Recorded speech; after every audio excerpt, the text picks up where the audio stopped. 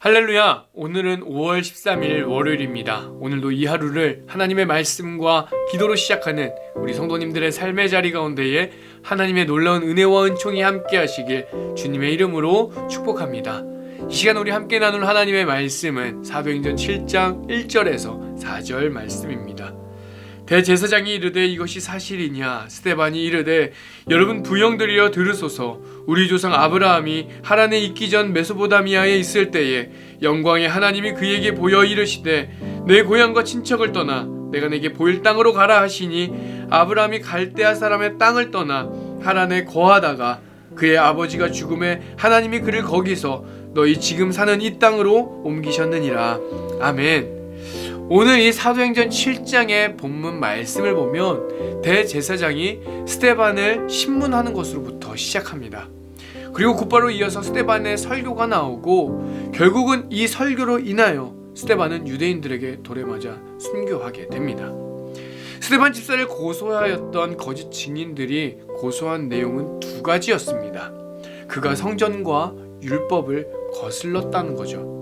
즉 성전을 헐고 모세의 율법을 고치겠다라고 했던 이 나사렛 예수의 추종자로 모세와 하나님에 대한 신성모독적인 발언을 했다라고 하는 것입니다.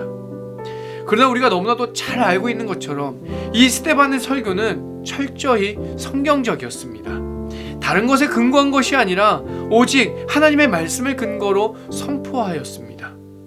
여러분, 스데반이 설교했던 그 내용은 무엇이었습니까? 이스라엘의 구원 역사에서 입증되었던 것처럼 아브라함으로부터 시작되는 이 이스라엘의 역사는 하나님의 강권적인 주권 아래 있었다라고 하는 것과 하나님은 돌로 만든 성전에 제한되어 있지 않은 그것을 초월하시는 하나님이시다라고 하는 것, 그리고 나사렛 예수를 죽이고 대적했던 당대의 유대인들은 이스라엘 역사에서 일어났던 하나님에 대한 불순종과 불신앙을 완성시켰다라고 하는 것이었습니다. 스데반의 이 복음 설교는 2000년이 훨씬 지난 지금 마치 우리를 향해 선포하는 것처럼 들립니다. 우리의 죄를 위하여 이 땅 가운데 오신 예수 그리스도, 그분이 우리를 위하여 십자가에 달려 죽으셨습니다. 예수님의 죽음은 결국 우리의 모든 불순종과 불신앙 때문이라고 하는 이 사실을 우리는 결코 거부할 수가 없는 것입니다. 그렇다면 우리의 이러한 불순종과 불신앙으로 인해서 하나님 나라는 망가지고 그리고 하나님의 아들을 죽음에 이르게 했다라고 하는 이 깊은 절망 때문에 우리는 이전보다 더 좌절하며 주저앉아서 더 이상 일어날 수 없는 그러한 삶, 그러한 인생을 살아가야 하는 것일까요? 결코 그렇지 않습니다. 이 세상을 다스리시며 역사를 이끌어 가신 그 하나님의 주권은 지금도 동일하시고 무엇보다도 우리 주님은 십자가를 통하여 사망 권세를 이기시고 부활 승리하셨기 때문입니다. 할렐루야. 우리는 날마다 전적인 주권을 통해 일하시는 하나님을 바라보아야 합니다. 우리의 삶의 모든 뜻과 계획이 나를 뛰어넘어서 우리를 너무나도 사랑하셔서 우리를 택하시고 자녀 삼아주신 바로 우리 주님께 있음을 고백하면서 아브라함과 같이 믿음으로 나아가야 할 줄 믿습니다. 스데반의 설교는요, 불신앙과 불순종 이전에 믿음의 길, 순종의 길을 걸어갔던 이 아브라함의 순종에 대한 이야기를 다시금 기억하게 해줍니다.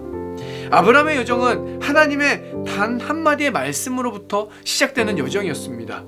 아브라함을 찾아오신 하나님은 고향과 친척을 떠나 하나님이 보여주신 땅으로 가라라고 말씀하셨고, 아브라함은 하나님의 명령에 순종으로 답합니다. 우리는 이 대목에서 두 가지 중요한 사건을 발견하게 됩니다. 하나님께서 아브라함을 선택하셨다라고 하는 것과 그리고 아브라함이 사랑하는 우리 성도님들, 우리는 그리스도를 통해서 발견하게 되는 것처럼 우리는 하나님께 선택받았습니다. 너는 나의 거룩한 백성이다. 너는 나의 사랑하는 자녀다. 하나님은 우리를 하나님의 백성으로 자녀로 삼아 주셨습니다.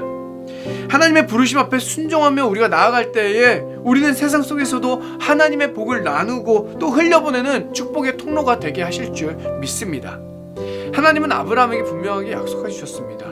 전적인 하나님의 주권에 이끌려 부르심을 받은 이 아브라함이 하나님께서 말씀하신 약속의 땅으로 갈 때에 오늘 본문에 나와 있지는 않지만 동일한 사건을 기록하고 있는 이 창세기 12장의 말씀을 보면 이러한 약속을 하나님께서 허락하십니다.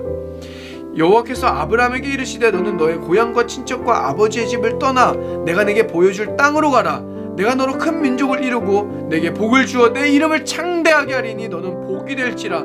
너를 축복하는 자에게는 내가 복을 내리고 너를 저주하는 자에게는 내가 저주하리니 땅의 모든 족속이 너로 말미암아 복을 얻을 것이라 하신지라. 아멘. 내게 보여줄 땅으로 가라 라고 하시는 이 하나님의 말씀에는 너는 복이 될지라 라고 하는 하나님의 약속이 항상 함께 따라갑니다. 아브라함이 믿음으로 이 순종의 길을 걸어가는 동안 하나님의 약속은 결코 변하지 않습니다. 그러나 하나님의 주권과 그 부르심을 잊어버리고 이 믿음의 길, 순종의 길을 떠나게 되었을 때에는 이스라엘의 역사에서 보게 되는 것처럼 불신앙과 불순종의 역사를 반복하게 된다라고 하는 것입니다. 네, 우리 사랑하는 성도님들, 오늘 우리가 이 스데반의 설교를 통하여 다시금 하나님의 주권을 바라보고 하나님의 주권을 인정할 수 있게 되기를 간절히 소망합니다.